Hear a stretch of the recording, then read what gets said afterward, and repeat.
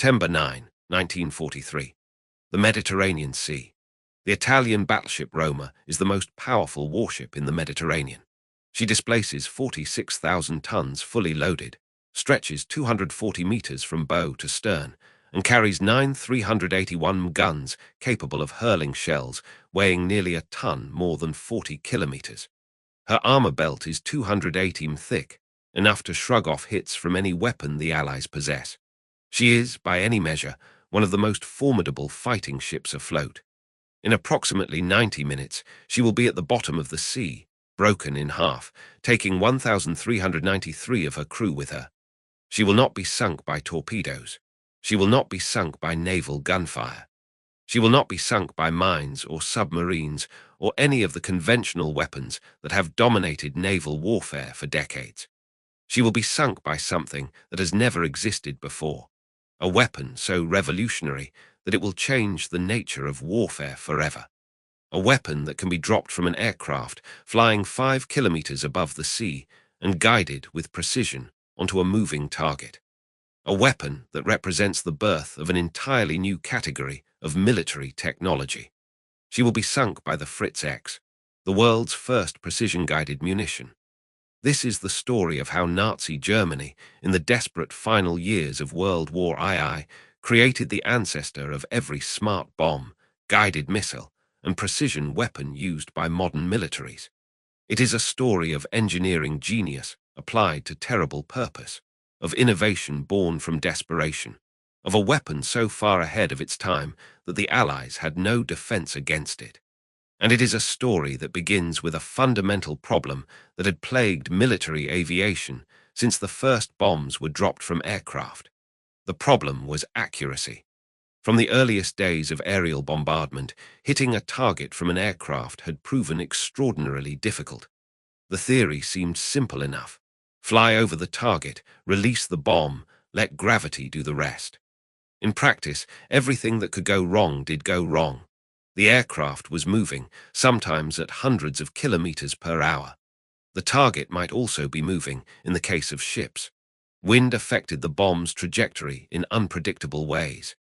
The altitude of release, the angle of approach, the speed of the aircraft, all of these factors influenced where the bomb would land, and small errors in any of them produced large errors in the final impact point. By World War II, bombardiers had developed sophisticated mechanical computers, analog devices that calculated release points based on altitude, airspeed, wind direction, and other factors.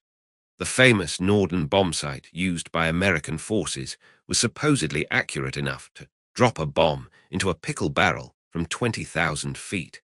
It wasn't, nothing was. Studies conducted during and after the war revealed the brutal truth about bombing accuracy. In high-altitude strategic bombing, the kind practiced by American and British forces against German cities and industry, only about 20% of bombs fell within 300 meters of their aiming point. Many missed by kilometers. The famous precision of the Norden bombsight was largely a myth, useful for propaganda, but not reflected in actual results. Against stationary targets, factories, rail yards, cities, this inaccuracy could be compensated for by dropping more bombs. If only 1 in 5 bombs hit near the target, drop 5 times as many bombs. The result was the carpet bombing that characterized Allied strategic air campaigns, with hundreds or thousands of bombers dropping tens of thousands of bombs to destroy a single target. But against moving targets, specifically against ships, this approach didn't work. Ships could maneuver, changing course and speed to throw off the bombardier's calculations. A ship that saw bombs falling could turn away, and by the time the bombs reached the water, the ship would be somewhere else entirely. High-level bombing against ships was almost completely ineffective. Studies showed that hitting a maneuvering ship from high altitude required an average of several hundred bombs per hit. The expenditure of aircraft, fuel, and ordnance was simply not practical. Low-level attack was more accurate but far more dangerous. Aircraft attacking at low altitude were vulnerable to anti-aircraft fire, and warships bristled with guns specifically designed to shoot down attacking planes. Torpedo bombers had to fly straight and level during their attack runs, making them easy targets. The losses were often prohibitive. The Germans faced this problem acutely in the Mediterranean, where the Royal Navy's control of the sea-threatened Axis supply lines to North Africa. German aircraft could find British ships, but they couldn't hit them reliably. Something new was needed. That something was the Fritz X. The Fritz X was not, strictly speaking, a missile. It had no engine, no propulsion system of its own. It was a bomb, a modified version of the standard German PC-1400 armor-piercing bomb, weighing 1,570 kilograms, designed to penetrate the armored decks of warships before exploding. What made it revolutionary was the guidance system. The bomb was fitted with 4 small wings that provided aerodynamic control, and a tail assembly with movable spoilers that could adjust its trajectory in flight. A radio receiver in the tail picked up signals from the launching aircraft, translating commands from the bombardier into movements of the control surfaces. The bombardier didn't aim the bomb before release. He aimed it during flight, watching it fall through a telescope and making corrections with a small joystick. If the bomb drifted left, he nudged it right. If it was falling short, he steered it forward. He flew the bomb into the target, adjusting its path continuously until impact. The system was simple in concept, but extraordinarily difficult in execution. The bombardier had to track both the falling bomb and the target simultaneously, judging distances and closure rates while the aircraft continued moving and the target maneuvered. The control inputs had to be precise, but not excessive. Overcorrection would send the bomb oscillating wildly off course. A bright flare in the tail of the bomb helped the bombardier track it against the sea or land below. The flare was visible from kilometers away, a burning point of light that marked the bomb's position as it fell. The bombardier kept his eyes on that light, his hand on the control stick, his mind calculating the geometry of interception. The development of the Fritz X had begun in 1939, under the direction of Dr. Max Kramer at the German Aviation Research Establishment. Kramer had been working on guided weapons since the mid-1930s, experimenting with various control systems and guidance mechanisms. The technology was primitive by modern standards, vacuum tubes, analog circuits, mechanical linkages, but it worked. By 1942, the weapon was ready for testing. Initial trials were promising, showing accuracy far superior to conventional bombing. A skilled bombardier could put the Fritz X within a few meters of a target, compared to the hundreds of meters that was typical for unguided bombs. The Luftwaffe formed a special unit to operate the new weapon, Kampfgeschwader 100, later redesignated III, KG 100. The crews underwent intensive training, learning the demanding skills required to guide a bomb onto a moving target. The aircraft used were Dornier Do-217 medium bombers, modified to carry the heavy Fritz X and equipped with the radio transmitters needed to control it.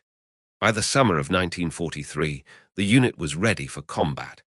The first operational use of the Fritz X came on July 21, 1943, against ships in Augusta Harbor in Sicily. The results were inconclusive, some hits were claimed, but the damage was difficult to assess. The weapon's true debut would come in September against a target that would demonstrate its devastating potential beyond any doubt. Italy had been an awkward ally for Germany since the beginning of the war. The Italian military had performed poorly in nearly every theater. Italian forces in North Africa had required German rescue after suffering catastrophic defeats at the hands of the British. The Italian invasion of Greece had bogged down into humiliation, requiring German intervention to complete. Italian equipment was generally inferior. Italian leadership was often incompetent, and Italian morale was questionable. By 1943, Italy was exhausted. The war that Mussolini had promised would bring glory and empire had brought only defeat and suffering. Allied forces had invaded Sicily in July, and it was clear that the Italian mainland would be next. The Italian people wanted out.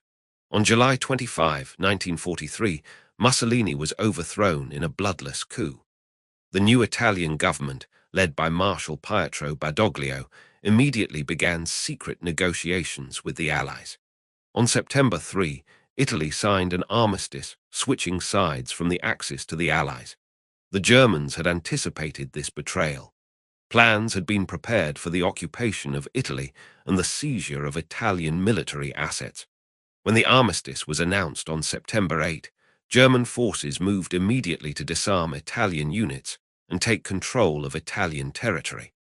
But one Italian asset was particularly valuable and particularly vulnerable: the Italian fleet. The Regia Marina, the Italian Royal Navy, possessed some of the most modern and powerful warships in the Mediterranean. The fleet included 6 battleships, 7 heavy cruisers, 12 light cruisers, and dozens of destroyers and smaller vessels. If these ships reached Allied ports, they would strengthen the Allied position immeasurably. If the Germans could seize or destroy them, it would be a significant blow to Allied naval power. The Italian fleet was ordered to sail from its bases at La Spezia and Genoa to Allied-controlled ports in North Africa. The ships would surrender to the Allies, joining the war against Germany. The Germans could not allow this. The fleet had to be stopped. On the morning of September 9, the Italian fleet put to sea. The force included 3 battleships, Roma, Vittorio Veneto, and Italia, formerly Littorio, along with 3 light cruisers and 8 destroyers. It was the most powerful Italian naval force assembled during the war, sailing to surrender to the enemy it had fought for 3 years. The Germans knew the fleet was sailing. Reconnaissance aircraft had spotted the ships leaving port, and their course toward the Straits of Bonifacio, between Corsica and Sardinia, was tracked. Kampfgeschwader 100 was alerted. At approximately 15:30 hours, the German strike force found the Italian fleet. The attack came from 11 Dornier Do-217 bombers, each carrying a single Fritz X. The aircraft approached at high altitude, approximately 5,500 meters, well above the effective range of the ship's anti-aircraft guns. The Italians saw the bombers, but were not particularly alarmed. High-level bombing attacks were common and rarely effective. The ships began evasive maneuvers, but without great urgency. The first bombs fell wide, missing their targets by comfortable margins. The Italian crews would have taken this as confirmation that the attack was no different from dozens of others they had experienced. High-level bombers couldn't hit maneuvering ships. Everyone knew that. Then a Fritz X struck the battleship Italia. The bomb penetrated the ship's deck and exploded deep inside, killing many crewmen and causing significant damage. But Italia was a big ship, designed to absorb punishment. She remained afloat and under control, able to continue toward her destination. The real disaster came moments later, when 2 Fritz X bombs found the Roma. The first bomb struck near the No. 2 turret, penetrating through multiple decks before exploding. The damage was severe. Fires broke out, compartments flooded, crewmen died, but the ship might have survived. The second bomb hit the forward magazines. The explosion was catastrophic. The magazines contained hundreds of tons of propellant and explosives for the ship's main guns. When the Fritz X detonated among them, it triggered a secondary explosion of almost unimaginable violence. Witnesses on other ships described a column of flame and smoke rising hundreds of meters into the air. The Roma's forward section was torn apart, the hull breaking in 2 just forward of the superstructure. The bow section sank almost immediately, while the stern remained afloat for several minutes, fires burning along its length. Of the 1,849 men aboard, 1,393 died, including Admiral Carlo Bergamini, commander of the fleet, and the entire senior staff. Only 596 survivors were pulled from the water. The most powerful battleship in the Italian fleet had been destroyed in minutes by a weapon that most naval theorists would have said was impossible. A bomb, dropped from an aircraft flying miles above the sea, had been guided onto a moving target with precision that defied everything known about aerial warfare. The Fritz X had announced its arrival in the most dramatic fashion imaginable. The sinking of the Roma sent shockwaves through Allied naval commands. Intelligence officers scrambled to understand what had happened. The initial reports were confused. Some suggested torpedoes, others conventional bombs, others unknown weapons. The survivors' descriptions of the attack didn't match any known German capability. Gradually, the picture became clearer.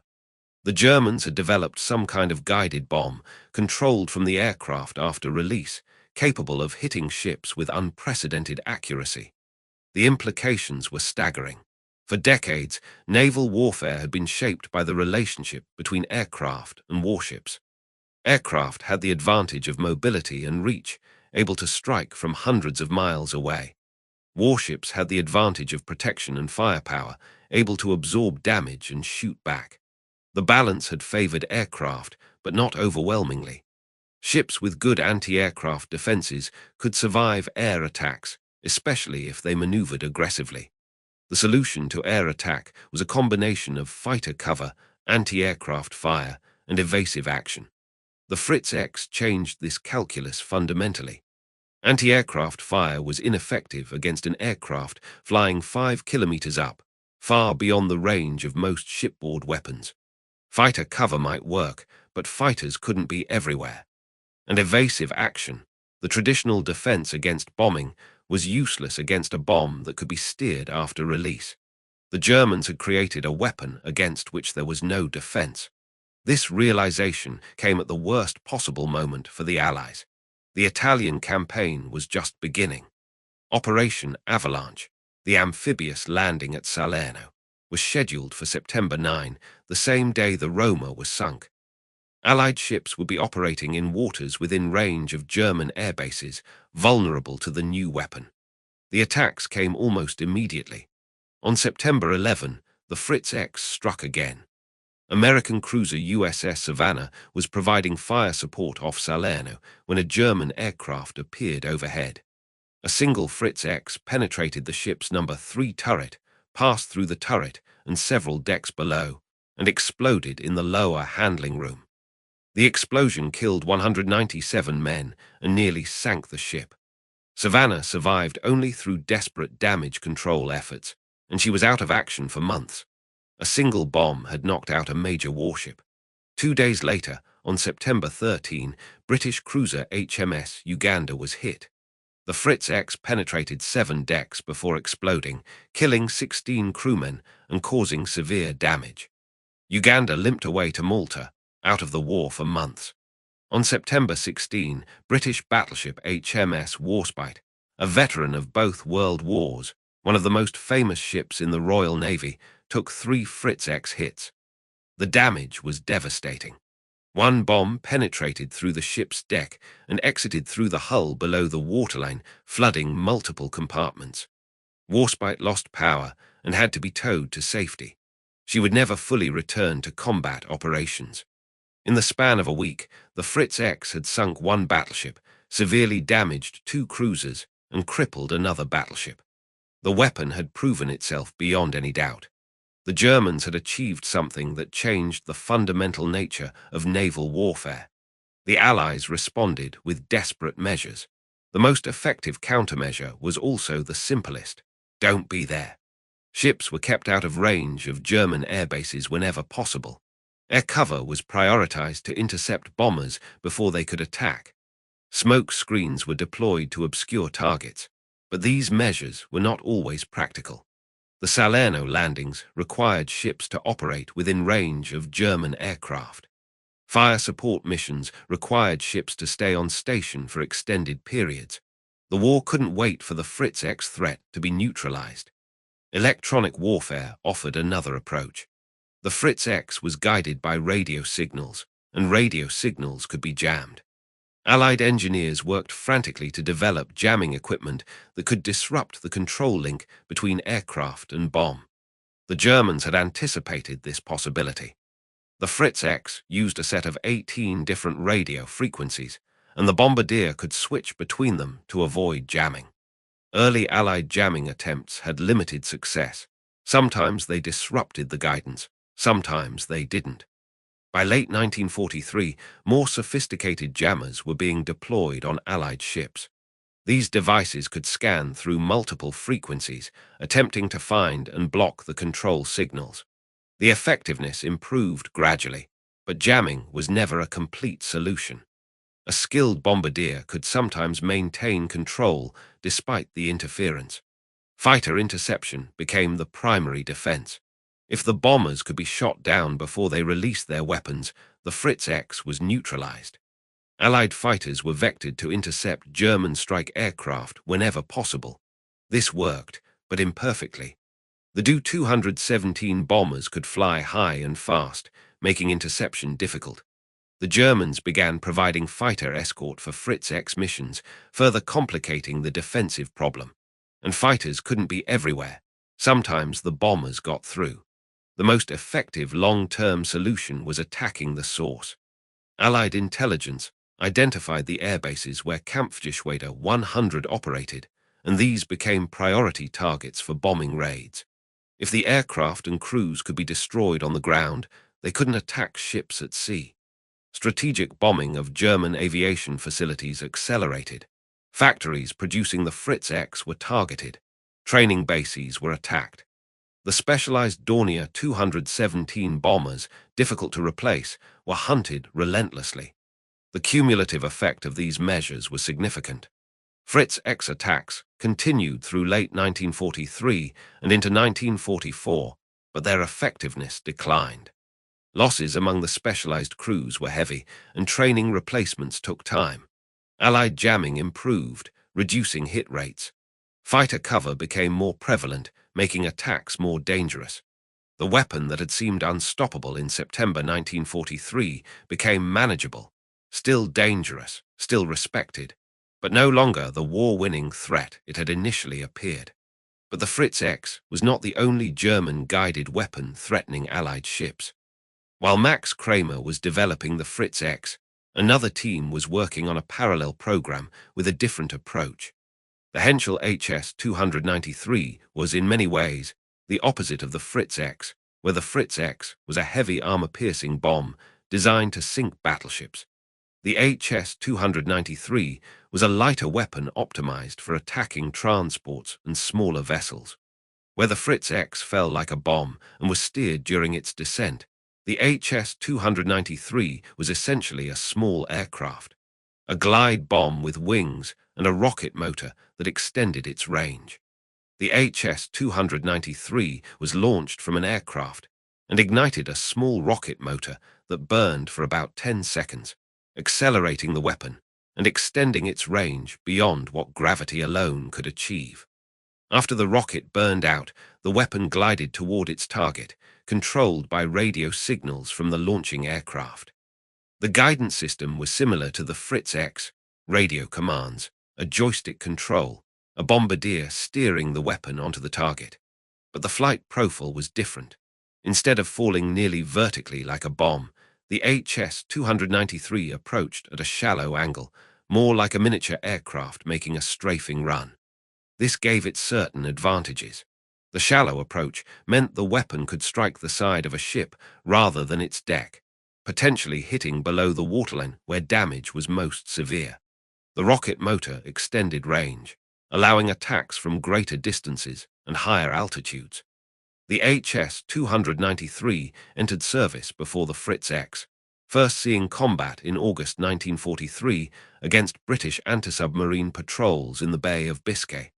The weapon proved devastatingly effective against the patrol aircraft and corvettes operating in those waters. On August 25, 1943, an HS-293 sank the British sloop HMS Egret, the first ship in history to be sunk by a guided missile. A week later, another HS-293 damaged HMCS Athabascan, a Canadian destroyer. The weapon worked. Throughout the fall and winter of 1943-44, the HS-293 attacked Allied shipping in the Mediterranean and Atlantic. Transports, tankers, escorts, any ship that came within range of German aircraft was vulnerable. The cumulative toll was significant. Dozens of ships damaged or sunk, thousands of tons of supplies lost. Together, the Fritz X and HS-293 represented a fundamental change in the relationship between air power and sea power. For the first time, aircraft could reliably hit ships from beyond the range of anti-aircraft fire. The era of the guided weapon had begun. The Germans understood the significance of what they had created. Plans were developed for even more advanced weapons: wire-guided missiles that couldn't be jammed, infrared-guided missiles that could home on the heat of ships' engines, television-guided missiles that would give the bombardier a bomb's-eye view of the target. Most of these projects never reached completion.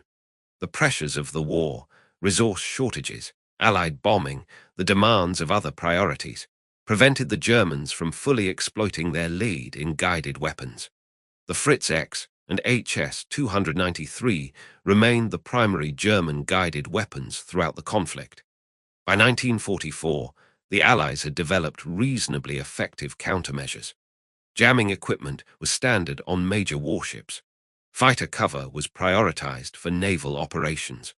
The German guided weapon units had suffered heavy losses and struggled to maintain operational capability.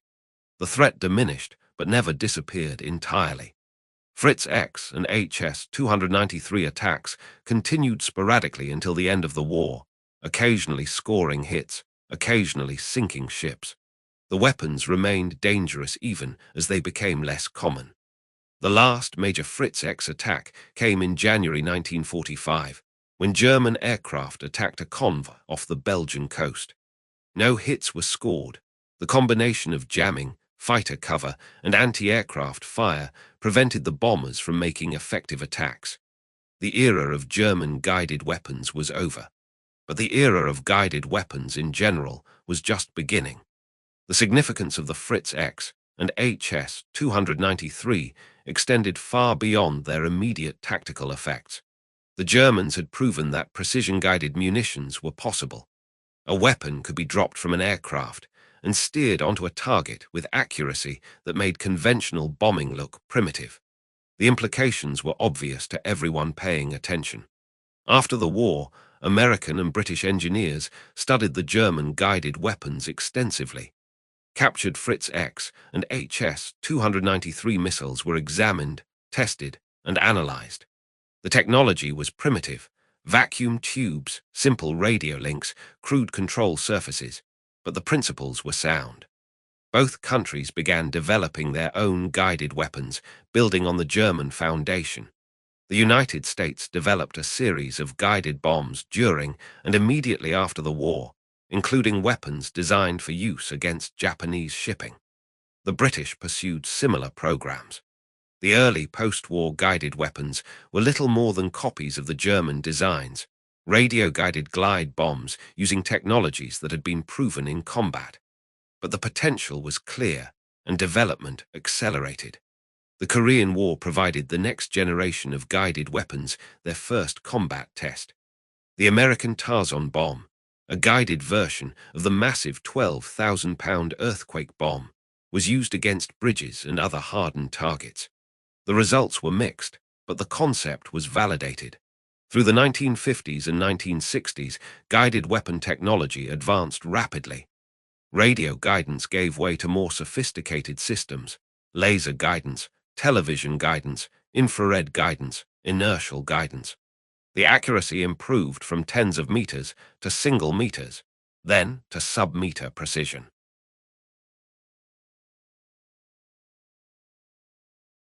The Vietnam War saw the widespread use of laser-guided bombs, the Paveway series, that could hit targets with unprecedented accuracy. A single precision weapon could now destroy a target that had previously required dozens or hundreds of conventional bombs. The Gulf War of 1991 brought precision-guided weapons to public attention in a way that previous conflicts had not. Television audiences watched videos of bombs flying through windows and down ventilation shafts, hitting targets with accuracy that seemed almost miraculous. The era of smart bombs had arrived in the public consciousness. What those audiences didn't know, what most people still don't know, is that the smart bombs they were watching were the direct descendants of a weapon developed by Nazi Germany in 1943. The Fritz X was the ancestor of every precision-guided munition used by modern militaries. The line of descent is clear and direct. The Fritz X proved that precision guidance was possible. American and British engineers studied the German weapon and developed their own versions. Those versions evolved into laser-guided bombs, GPS-guided weapons, and the cruise missiles that dominate modern warfare. Every Tomahawk cruise missile fired from an American destroyer, every JDAM dropped from a fighter bomber, every precision artillery round guided to its target by GPS. All of them trace their lineage back to that September day in 1943, when a German bombardier guided a bomb onto the deck of an Italian battleship. Max Kramer, the engineer who developed the Fritz X, never saw what his invention would become. He survived the war and lived until 1986, long enough to see guided weapons become the dominant form of air-to-ground attack. Whether he took pride in his creation or regretted it, history does not record. The 1,393 Italian sailors who died aboard the Roma never knew they were participating in a revolution in military technology. They were simply trying to survive, following orders that told them to sail to surrender. They became the first victims of a new kind of warfare in which precision rather than volume would determine outcomes. The sinking of the Roma was, in many ways, the opening shot of a military revolution that continues today. The principles proven in that attack, that weapons could be guided after launch, that aircraft could hit moving targets from beyond the range of defensive weapons, that precision could substitute for mass, have shaped every conflict since. Modern naval warfare is built around the guided missile. Aircraft carriers launch aircraft carrying precision-guided weapons. Cruisers and destroyers carry vertical launch systems packed with guided missiles of every type. Submarines fire cruise missiles from beneath the waves. The gun, the dominant naval weapon from the age of sail through World War II, has been supplanted by the guided missile. This transformation began with the Fritz X. One weapon in one attack demonstrated that the future of warfare lay in precision rather than saturation. The Battleship Roma, one of the most powerful conventional warships ever built, was destroyed by a new kind of weapon that made her armor, her guns, her speed, and her power irrelevant. The Germans had created something unprecedented. They had proven what was possible. And even though Germany lost the war, the weapon they created won, in the sense that it established the paradigm that would dominate warfare for the rest of the century and beyond. Today, the descendants of the Fritz X can strike targets on the other side of the planet with accuracy measured in centimeters. They can fly through windows, enter specific rooms, hit individual vehicles. They have made traditional defenses, armor, dispersion, concealment, far less effective than they once were. The precision revolution has changed not only how wars are fought, but who fights them and why. Wars can now be conducted with relatively small forces, striking key targets with precision rather than overwhelming areas with mass. The calculus of conflict has been transformed. And it all began with a German bomb falling toward an Italian battleship, guided by a bombardier watching through a telescope, adjusting its path with a small joystick, sending it precisely where he wanted it to go. The Fritz X was not just a weapon, it was the birth of an era. The Roma lies on the bottom of the Mediterranean today, broken in two, her crew still entombed within her hull. She is a war grave, protected by Italian law, a memorial to the men who died aboard her. She is also a monument to a moment of technological transformation, the moment when warfare changed forever, when precision became possible, when the age of the guided weapon began. The sailors who died aboard her had no idea they were witnessing the birth of something new. They were simply caught in the wrong place at the wrong time, victims of a weapon they had never seen and could not have understood. But their deaths marked the beginning of something that would reshape the world. The Fritz X and its descendants would determine the outcome of wars, the fate of nations, the course of history. The precision revolution that began on September 9, 1943, continues to this day. And it all started